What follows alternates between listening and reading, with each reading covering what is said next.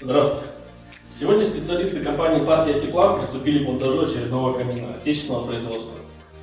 Данный камин имеет 3 задвижки. Первая задвижка – расширенная заслонка. Вторая задвижка – это подача воздуха под колосниковую решетку.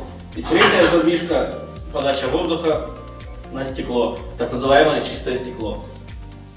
Сегодня смонтировали противопожарную стенку, сделали подиум под топку. Ну, в целом и все. Здравствуйте. В ходе монтажа термоизоляционного короба сделали закладную под телевизор, выпустили провода, пустили их по профилям между заваты, чтобы обезопасить их от нагрева. Вот. Будем собирать дальше короб. Здравствуйте. Закончили монтаж данного камина. Короб камина выполнен из огнестойкого гипсокартона.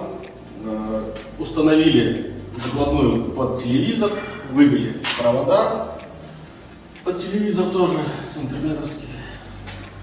Вот. Короб выполнен по эскизам заказчика под дальнейшую чистовую отделку. Всем спасибо, до свидания.